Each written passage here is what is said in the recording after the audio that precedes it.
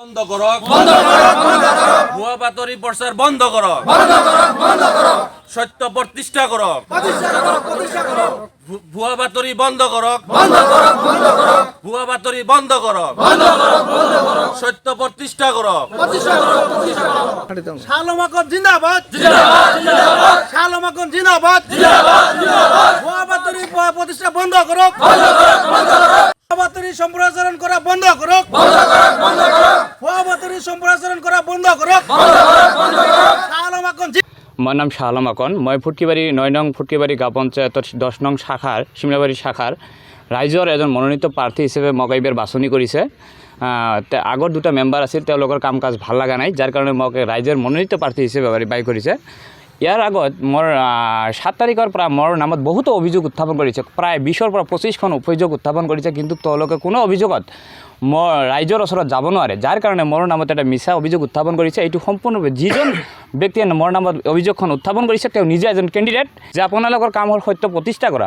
মোৰ ঘৰত দুটা টয়লেট, আগৰ এটা 15-20 বছৰৰ এটা টয়লেট আছিল, এইখন টয়লেট আমি ৰাখি দিছোঁ, আৰু নতুন এখন টয়লেট 2-3 বছৰ আগত আপোনালোকে চাব, এই ঘৰখনে কৈ দিব যে এই ইয়াৰ অনুমানিক বছৰ কিমান হৈছে, কাৰণ তেওঁলোকে 5 বছৰত যিমানখিনি দুৰ্নীতি কৰিছে ৰাইজৰ ওচৰত তেওঁলোকৰ হাত নাই বা ৰাইজৰ ওচৰত যাব নোৱাৰে, ৰাইজে সকলো সময়তে গালি দি থাকে, যাৰ কাৰণে মোৰ নমিনেশ্যন কেনেকৈ কেঞ্চেল কৰিব পাৰে তাৰ কাৰণে তেওঁলোকে এনেকুৱা ধৰণৰ নিৰ্বাচন আয়োগৰ ওচৰত বা ক'ত ভুৱা এটা অভিযোগ উত্থাপন কৰি আছে। তেওঁলোকৰ মানে মূৰৰ যিবিলাক ব্ৰেইনখন নষ্ট হৈ গৈছে, যে মই এজন মানে ৰাইজে মোক শিক্ষিত যুৱক হিচাপে মোক ৰাইজে মানে বাছনি কৰিছে, যে এইবুলি অন্যায় অবিচাৰ সেইবিলাক দূৰ কৰি ৰাইজৰ সেৱা কৰাৰ স্বাৰ্থত মোক আগুৱাই দি গৈছে। আপোনালোকে চাব পাৰে আমাৰ দুটা টয়লেট আছে, এইখিনি এটা টয়লেট, ইয়াৰ 15 পৰা 20 বছৰ আগত তোলা, আৰু আমাৰ ঘৰত এটা টয়লেট আছে, আপোনালোকে ডাইৰেক্টলি চাব পাৰে, আপোনালোকে নিজে সত্যতা প্ৰতিষ্ঠা কৰিব পাৰে। তেওঁৰ নামত যিখিনি ভুৱা বাতৰি সম্প্ৰচাৰ কৰিছে তেওঁলোকে ঘৰত অহা নাই, ক'ত বা এখন ফুটকিবাৰী, ক'ত বা এখন তেওঁলোকে ভুৱা এখন ঘৰৰ ভিতৰত নাই, এজনে স্পষ্টীকৰণ দিছে, সেইটো সম্পূৰ্ণৰূপে ভুৱা। আপোনালোকে নিজে আহিছে, আপোনালোকে নিজে এইখিনি চাওক আমাৰ টয়লেট আছে নে নাই, আজিৰ ভিতৰত ৰাতিৰ ভিতৰত কেনেকৈ বনাই ঘৰৰ চালি লগাই দৰ্জা লগাই কেনেকৈ চেনিটাৰী প্ৰতিষ্ঠা কৰিব পাৰে এইখিনি ৰাইজে বুজি পাইছে, আৰু ৰাইজৰ মনোনীত প্ৰাৰ্থী হিচাপে মই এইবিলাক বাছনি কৰিছে। মোক অটো ৰিক্সাৰ ছবিত ৰাইজে মোক বিপুল ভোটত জয়যুক্ত কৰিব। আজিৰ দিনত যদি ভোট হয় 99% মই ভোট পাম আৰু জয় হ'ম বুলি ৰাইজৰ পৰা মই আশাবাদী।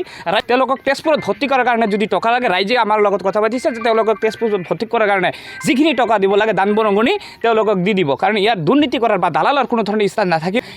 এই ইটাখনে কৈ দিব, ঘৰৰ চালিখনে কৈ দিব যে ইয়াৰ বয়স কিমান। আপোনালোকে নিশ্চয় ভেৰিফিকেশ্যন, মোৰ ঘৰত মই আগতে কৈছোঁ যে মোৰ ঘৰত দুটা টয়লেট, আপোনালোকে নিশ্চয় আপোনালোকে তাত যাব, আপোনালোকে তাত যাই এতিয়া আপোনালোকে নিজে অন লাইভ আপোনালোকে ভেৰিফিকেশ্যন কৰক।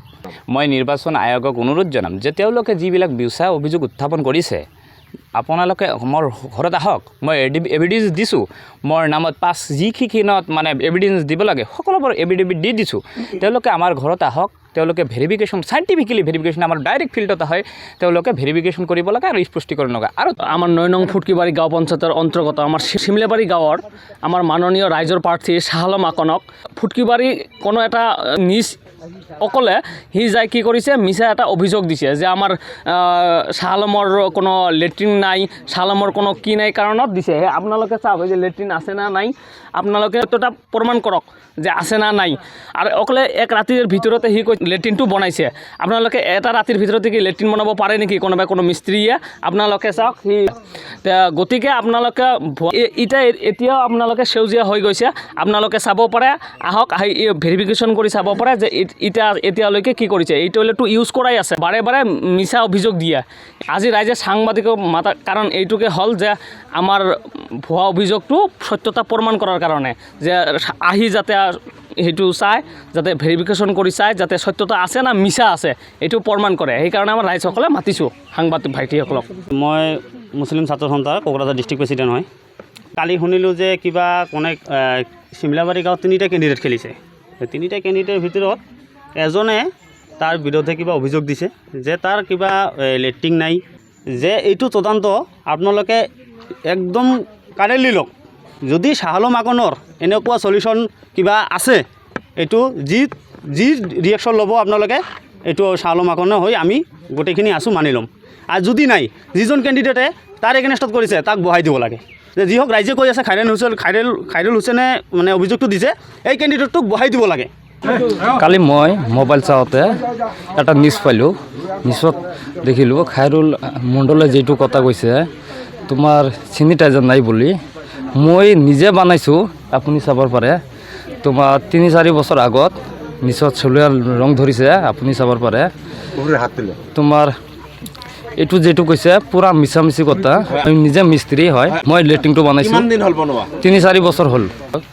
দেখাৰ পিছত এই যে যিবিলাক দুটা মেম্বাৰ আছে আমাৰ কসমষ্টি আৰু খসমষ্টিৰ ৱাৰ্ড মেম্বাৰ দুটা ইমান বেয়া আৰু ধাৰণাৰ বাহিৰত।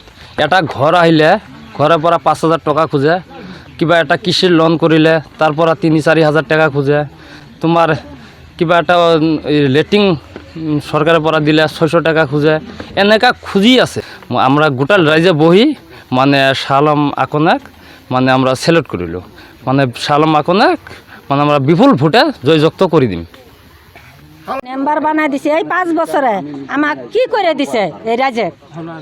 আমাক তো কিচ্ছু করে দেয় নাই। কি একটা অরুণোদয় নাই, কি বৃদ্ধ পেনশন নাই। আমার বৃদ্ধ পেনশনের জন্য আমার স্বামীর পয়সা কলে পেনশন হব। এই যে জেলে মানুষ মরছে সেলে মানুষের নাম কাটা দিব, দিয়ে পেনশন করে দিব। আমার কাছ তো নাই, হল হুজুর 1000 টাকা নিল। খাইরুল নিছে। তার বাদে আরো কইল কি এই যে আমার যে ঘরের টেহা চাইছিল, টেহা দেয়নি। তার জন্য আমার 20,000 টাকাটাও আমাকে ঢুকিয়ে দেয় নাই ঘরে। ঘরের পর বছর 7,000 টাকা দিছি।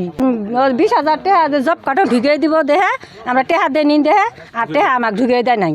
হয় এটাই আমার বিচার নাগে, আমার অনুরোধ এটাই আমার নাগে। আমার এই শাহ আলমের মানে বিরুদ্ধে খাইরুল যে মানে কি কমপ্লেন করছে, এটা সব মিছা কথা। আমরা এই যে রাজ সবাই আছি, সবাই রাজ মানে এই শাহ আলমের হয়া আমরা তার জন্য আছি আর কি, যে কোনো নেটিং নাই, কিছু নাই। এই নেটিং টেটিং সব আছে। নেটিং দিলে যে দেখেন ইটা ঠিটা দিলে সব ময়লা পড়ে গেছে। আর সিহঁতে কৈছে কলে না মানে এক রাতিতে বানাইছে, সব মিছা কথা। যিকোনো খবৰৰ বাবে যোগাযোগ কৰক 7099017330 লগতে 7099017110 নম্বৰত।